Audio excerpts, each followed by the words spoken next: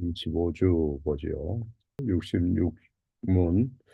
성례란 무엇입니까? 성례는 눈에 보이는 거룩한 표와 인입니다. 성례는 하나님에 의해 제정된 것으로 성례의 시행으로 하나님께서는 복음 약속을 우리에게 더욱 충만하게 선포하고 인치십니다. 그리고 이 약속은 그리스도가 십자가 위에서 이루신 단번 희생 제사 때문에 하나님께서 우리에게 제사함과 영원한 생명을 은혜로 주시는 것입니다. 67문. 그러면 말씀과 성례 이 둘 다 우리 구원의 유일한 근거로 예수 그리스도의 십자가의 희생 제사에 우리의 믿음을 집중하도록 의도된 것입니까? 참으로 그렇습니다. 성령께서는 우리의 온전한 구원이 우리를 위한 그리스도의 십자가 단번 희생 제사의 근거함을 복음으로 가르치고 성례로 확정하십니다. 요한복음 6장 35절. 예수께서 이르시되 나는 생명의 떡이니 내게 오는 자는 결코 줄이지 아니할 터이요 나를 믿는 자는 영원히 목마르지 아니하리라. 아멘. 베드로 전서 2장 2절 말씀. 갓난 아기들 같이 순전하고 신령한 젖을 사모하라. 이는 그로 말미암아 너희로 구원에 이르도록 자라게 하려 함이라. 님은 아무도 우리가 훈육 받는 것을 원치 않아요. 또 권징 받는 것도 하나님은 원하시는 게 아니에요. 그러나 훈육이나 권징을 통해서 우리는 하나님이 우리를 절대 놓치지 않는다. 하나님이 끝까지 우리를 견인한다 하는 그 하나님의 놀라운 구원으로 이끄는 그 친절과 인내를 경험할 수 있는 거죠.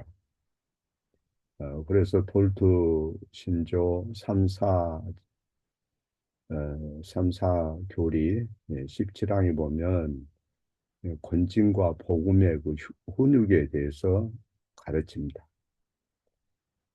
그러니까 권징을 통해서도 죄를 깨닫게 하고 또 복음의 훈계를 통해서도 죄를 깨닫게 하고 그리고 믿음을 강화시키고 생명의 길에서 우리가 탈선하지 않도록 우리를 도와주는 거죠. 그래서 이 하나님 말씀은 어디에 기록이 됐든 어떤 말씀이든 살았고 운동력이 있어요. 하나님은 우리를 변화시키고 우리를 만들어 가시고 우리를 구원까지 인도하기 위해서 어떤 수단들을 사용하시는가, 이 삶을 돌이켜보면 어느 정도 우리가 짐작해 볼 수 있어요. 주변 사람들을 하나님 묶어주는 거죠. 부모를 묶어줘요. 또 훌륭한 선생을 묶어줘요. 좋은 친구들을 묶어줘요. 좋은 또 영적 지도자를 묶어줘요. 하나님이 하시는 거예요. 또 환경을 통해서 강력하게 하나님 우리를 변화시켜요. 때로는 넉넉했는데 어느 순간부터 여러 가지로 힘들 수도 있어요. 그래서 우리가 겪는 고난은 우리가 좋아하지 않는 거지만은 우리를 크게 변화시키는 거죠. 그리고 이제 에, 그 하나님께서 정하신 은혜의 수단들이 있어요. 은혜의 수단, 예배라든가 기도라든가 성도 간의 교제라든가 이 말씀, 성례, 말씀과 성례, 예배, 기도, 교제, 말씀, 성례 이런 것들이 이런 것들을 우리에게 연결시켜 가지고 우리에게 놀라운 일이 일어나게 하는 거예요. 쉽게 표현을 하면 우리가 전기가 이 방에 이렇게 들어오죠. 어, 어떻게 들어오느냐? 전선을 통해서 들어와요. 전선과 이 은혜의 수단이 어떤 공통점이 있는가? 전선 안에는 뭐가 흐르는 거 이런 게 우리 눈에 안 보여요. 그런데 보이지 않는 엄청난 힘이 흐르죠. 살아 있어요. 전선을 여러분이 펜치나 이런 걸로 잘못 끊으면 어, 이 전선이 흐르는 그 소켓 이런 부분에 아이들이 잘못 뭐 젓가락을 가지고 놀다가 잘못 합선이 된다든가 그러면 어, 큰 타격을 받죠. 그 살아 있어요. 항상 조심해야 돼요. 어, 그와 같이 하나님 말씀과 연결이 되면 엄청난 영적 전류가 흘러요. 엄청난 영향을 받는 거죠. 그래서 히브리서 4장 12절을 보면 하나님 말씀은 살았고 이 말씀이 있어요. 운동력이 있다. 어, 그래서 성경은 어떤 두루마리 유적 같은 것을 모아놓은 게 아니에요. 유적이 아니에요, 유적. 그 말씀에 연결될 때 우리는 변화돼요. 늘 이제 가끔 이해하기 쉽게 하기 위해서 건강 문제도 얘기하지만 우리 몸에 어떤 필수 아미노산이나 어떤 미네랄과 연결이 되느냐, 연결될 때 놀라운 역사가 일어나요. 세포가 얼마만큼 그 세포 속에서 기능을 하느냐, 독성을 어떻게 제거하느냐, 그 세포 속에 그 어, 효소라든가 또 그 안에 들어가는 에너지가 어떻게 발생하느냐에 따라서 엄청난 몸의 변화가 와요. 무엇을 몸에 넣느냐. 예? 성경에도 그런 비슷한 말씀이 많아요. 신령한 젖을 통해서 아이가 자라는 것처럼 너희도 신령한 젖을 엄마의 젖을 통해서 아이가 자라는 것처럼 신령한 젖을 먹어야 된다 이렇게 나오죠. 예? 그 말씀에 연결될 때 어떤 음식에 연결될 때 놀라운 변화가 일어나요. 그래서 그 말씀이 우리를 흔들어요. 깨워요. 예? 그 말씀이 우리를 비우게 하고 우리를 채우고 우리를 깨우는 거예요. 우리를 도전해요. 크게 우리를 위로하고 때로는 그 말씀이 유죄 판결을 내리기도 하고 그러나 주님 제가 잘못했어요. 주여 오늘 또 말씀 듣기를 원해요 하고 엎드릴 때 주님이 예수님 안에서 또 씻어주고 자유케 하고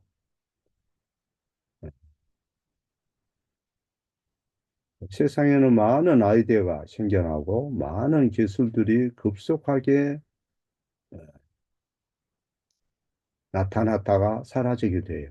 요즘에는 챗GPT 뭐 AI가 사람을 이게 예, 이끌고 인도하고 AI가 사람을 지도하는 게 이런 시대가 되어버렸어요. 옛날에는 정보만 공유하는 때 정보만 공유하는 게 아니에요. 지금은 무서운 세상이 된 거죠.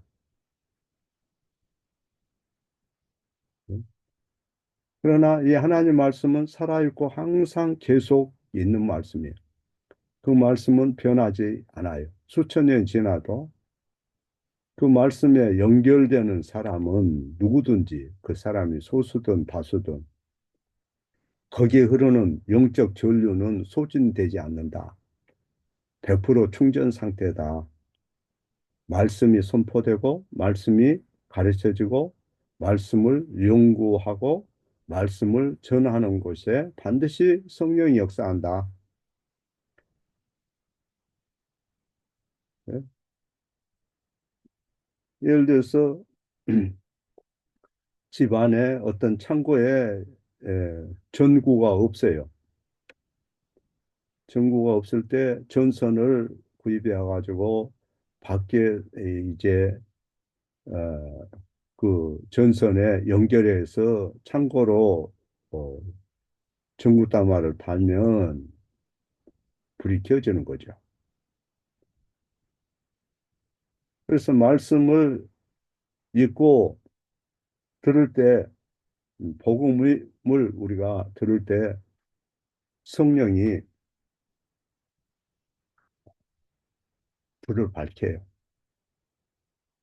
놀라운 일이 일어나는 거예요. 성령은 복음을 통해서 우리를 가르치고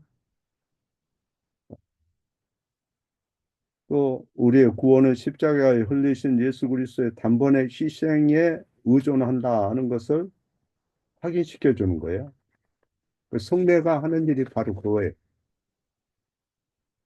요한복음 6장 35절 나는 생명의 떡이니 내게 오는 자는 결코 줄이지 아니할 터이요 나를 믿는 자는 영원히 목마르지 아니하리라. 그 예수님이 주시는 것은 세상에서 여러분이 갖고 싶고 얻고 싶은 그 무엇보다도 훨씬 비중 있고 가장 오래가고 좋은 것이라는 것을 알아야 돼요. 주님은 여러분의 굶주린 영혼을 영원히 만족케 하고 충만케 하기 위해서 오셨고 은혜의 수단들을 사용하라는 거예요.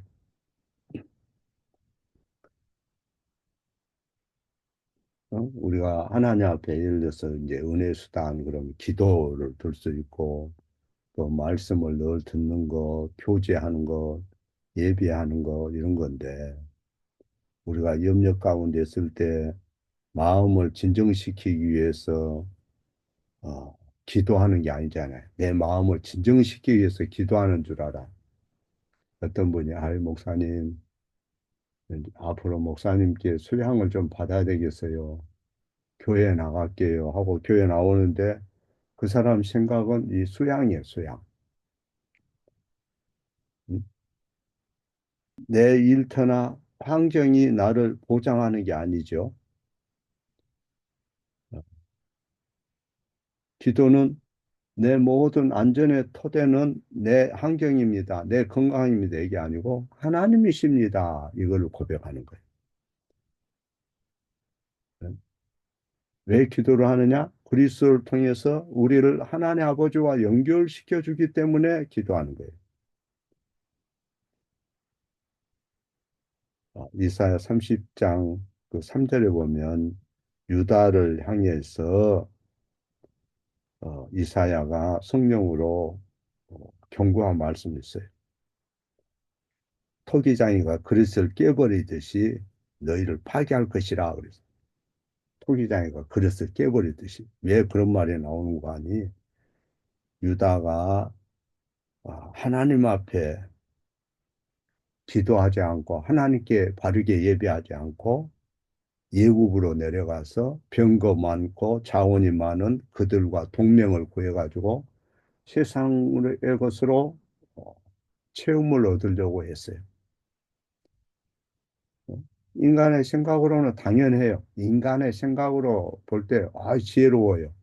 힘 있는 사람이 가서 굽신굽신 좀 하면은 그들이 보장해 주잖아요. 그 병거가 많고 자원이 많은 예굽으로 내려간 거예요. 유다가 하나님께 구하고 하나님 앞에 가까이 나온 게 아니고 오늘날에도 아이고 내 앞날이 이렇게 어려운데 나 좋은 사람 하나 만나면 내 앞일이 보장될 거야. 나 하나님 율법 어기고 내 마음대로 살아도 돼. 내가 인간의 장기를 좀 부리는 것 같지만 당연한 거야 하고 그렇게 할 때 조심해야 돼요. 주님이 손을 들면 무서워요. 그래서 토기장이 그릇을 깨버리듯이 깨버리겠다 이런 경고의 말이 나요. 음. 우리가 성도들과 교제한다 그럴 때 나하고 같은 생각이고 같은 취미가 있고 같은 그런 동질의 나와 유사한 그런 환경과 형편 가운데 있기 때문에 나는 저 사람하고 교제한다. 이렇게 생각하면 안 돼요. 아이고, 나는 동갑내기가 있어서 좋아요. 친구가 있어서 좋아요. 어? 어, 나하고 비슷한 환경이 있는 사람이라서 나하고 통해요. 이렇게 생각하면 안 된다.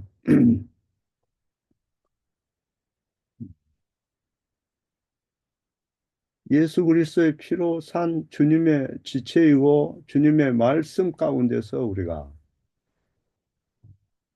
서로 주님이 연결해 줬기 때문에 나이가 많든 적든 그 사람 나하고 맞든 안 맞든 기뻐할 수 있고 주님이 받으시고 주님이 묶어줬으니 감사하는 거죠. 우리가 하나님 말씀을 왜 읽느냐? 내 삶에 지혜를 주고 곤경 속에서도 위로를 주기 때문에 난 말씀 읽는다. 내 삶의 위로가 되기 때문에 말씀을 읽는다. 내가 이 말씀을 읽으면 지혜를 얻기 때문에 읽는다. 이게 아니고 전지전능하신 그분의 입에서 나온 말씀이기 때문에 내가 가까이 하는 거죠. 음? 그분의 완전한 사랑의 희생을 토대로 해서 내게 주신 메시지이기 때문에 신중하게 접근하고 경청하는 거죠. 그분의 십자가에 설리신 피를 전제로 해서 주신 말씀이기 때문에 우리는 귀하게 여기는 거죠. 왜 이사야 선지자가 유다를 향해서 이사야서 30장 1절 9절에 보면 그들을 향해서 거역하고 거스린 자식이라고 그러느냐? 말씀을 안 듣기 때문에 고집이 세고 말씀을 안 들어요. 지 마음대로 생각해. 그래서 이사야서 26장 3절에 보면 주께서는 심지가 견고한 자를 평강에서 평강으로 지키실 것이라 그 말씀을 해. 심지가 견고한 자.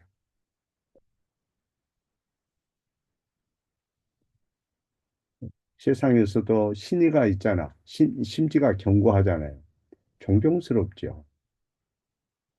왜 우리가 이 글씨도 모르고 대화도 잘 안 되고 생각도 다른 부모를 100살이 되도록 존경하고 같이 밥을 먹고 그럽니까? 음, 부모가 그 무식하고 아는 것 없지만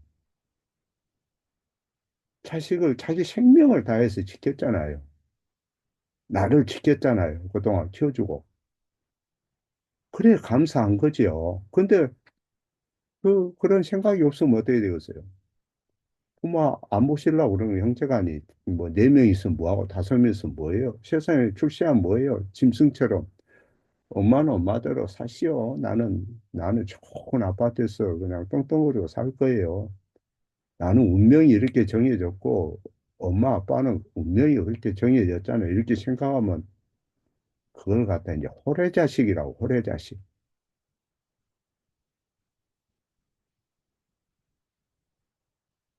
그래, 자녀들에게도 잘 가르쳐야 되는 부모가, 교육이 같이 가야 되는 거예요. 무조건 돈 주면 안 되고.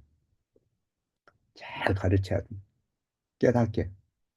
또 머리가 어느 정도 커버리면 안 들으려고 그러니까, 어려서부터. 부부지간도 그렇습니다. 교육적인 것이 필요해요. 무조건 말 들으면 안 돼요. 진리 안에서 교육이 필요해요.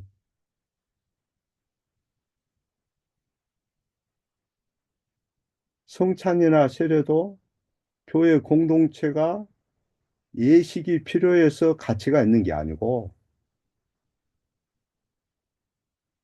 예수 그리스도의 구원의 그 복음의 약속, 주님의 그 놀라운 제사함과 영생에 대한 약속들, 또 영원히 함께하겠다는 약속들, 그 약속들을 눈으로 이해할 수 있기 때문에 가치가 있는 거지. 교회가 무슨 예식이 필요한 거예요? 의식이 필요한 거예요? 주님이 무슨 의식을 행하라고 그랬어요? 아니잖아요.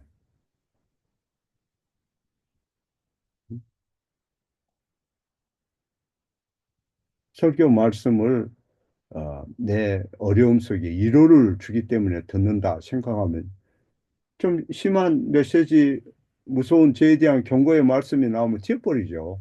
그걸 이해를 못 하니까. 삶의 지혜를 주고 내가 어려울 때 위로를 주기 때문에 교회 간다 생각하면 조금 자기 마음에 안 맞으면 어떻게 해요? 못 견디는 거지. 저것도 메시지야? 정월 목사가 저런 얘기 할 수 있어? 인간의 말로 들으면 어떻게 되는 거야? 아, 이제 교회가 여기만 있나? 그리고 뛰쳐나가는 거지 뭐. 그래서 싹 씻어버린 거야, 그냥. 그런 사람들은 부모도 버릴 수 있고, 다 버려요. 뭐 수가 틀리면 다 버려버려요.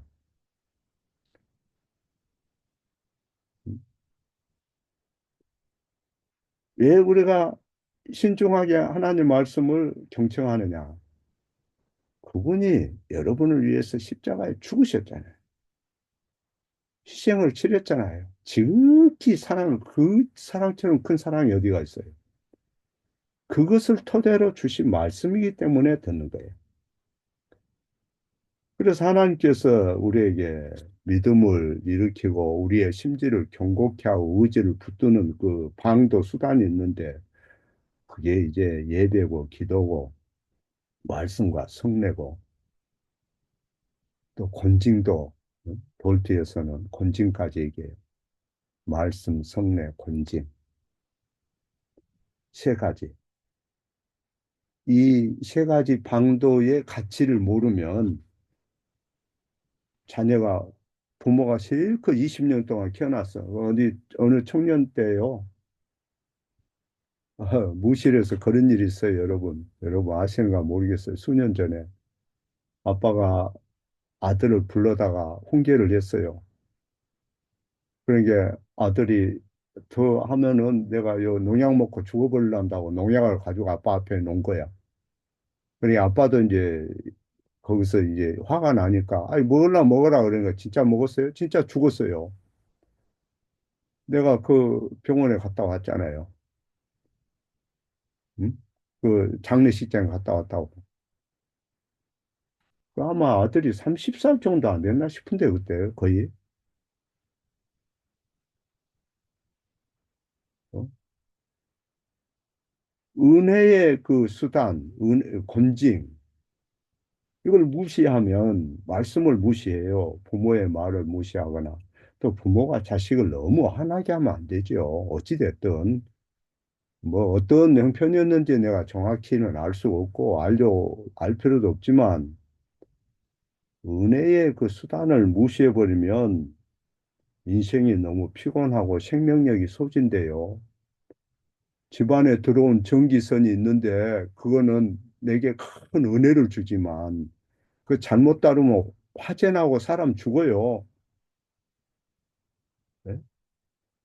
여러분 조그마한 이 성냥불이나 라이터 불이 때로는 우리 삶의 윤택감을 가져다 주고 꼭 필요한 거지요. 외부에 나가서 뭐 밥을 해 먹는다. 가스가 없다. 그러면 나무를 모아가지고 장작불 모아서 밥을 해 먹었어요. 옛날에는. 뭐 요즘에는 뭐 그렇게까지는 안 하겠지만. 그러나 요즘에 곳곳에 산불이 나잖아요. 그 수단, 우리의 삶을 윤택케 하는 수단을 무시하거나 헛되이 함부로 쓰면 인생이 피곤하고 생명력이 소진돼요. 하나님은 너무나 자비롭고 사랑이 많아서 우리를 예수 그리스도가 연결시켜주고 그 생명에 연결시켜줘요. 그 연결시켜줄 때 수단이 있어요. 은혜의 방편이라고 그래요.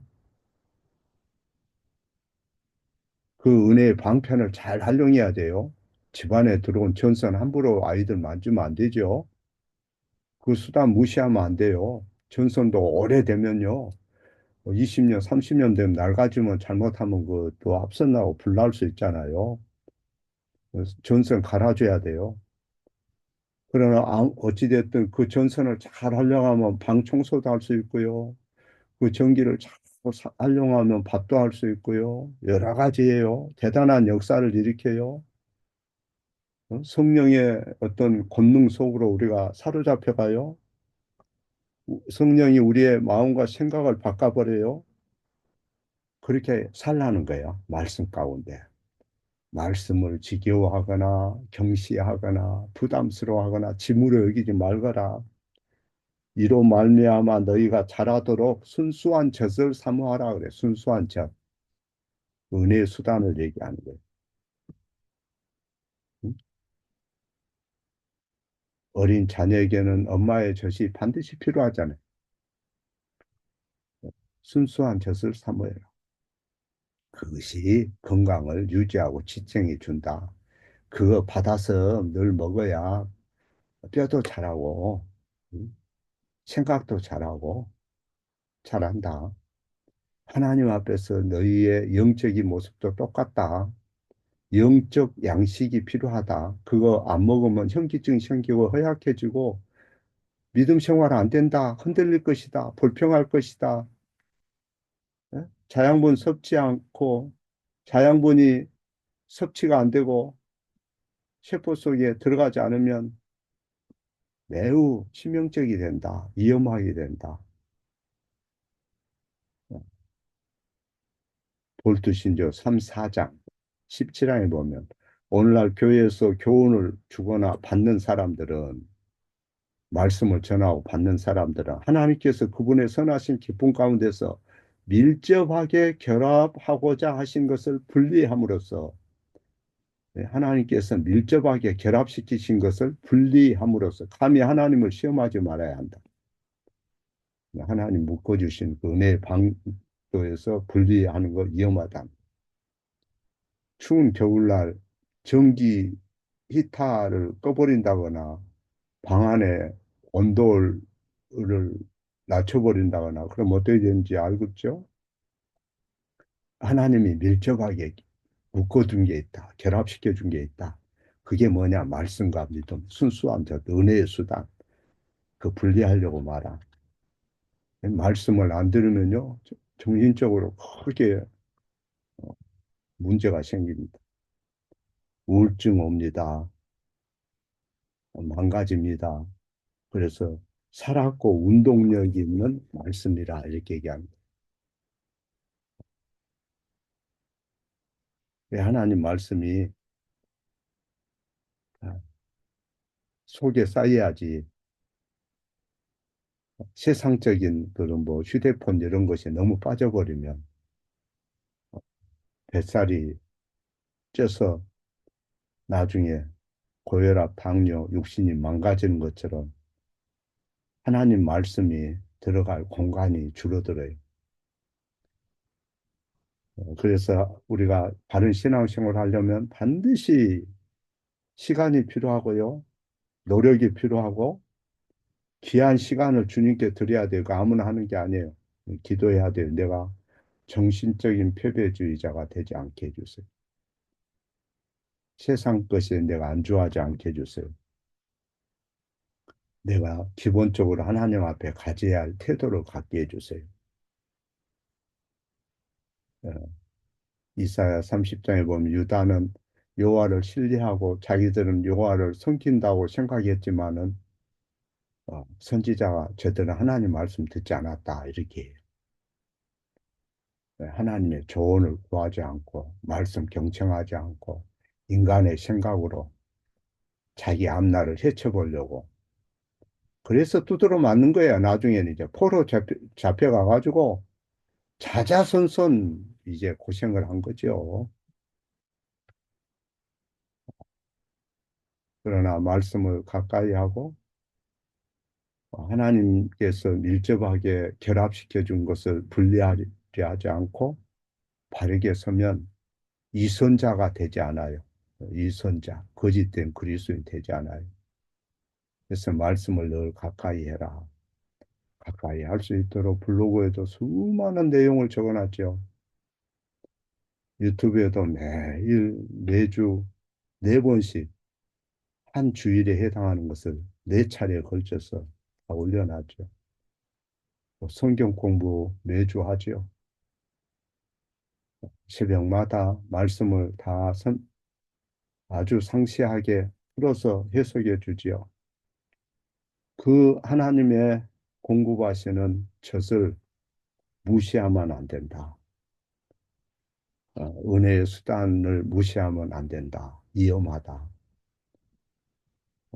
이것보다 세상에서 더 긴박한 일은 없고, 이것보다 더 가치 있는 일은 없고, 내 영혼을 풍성케 하고 확신을 시켜주는 게 없다.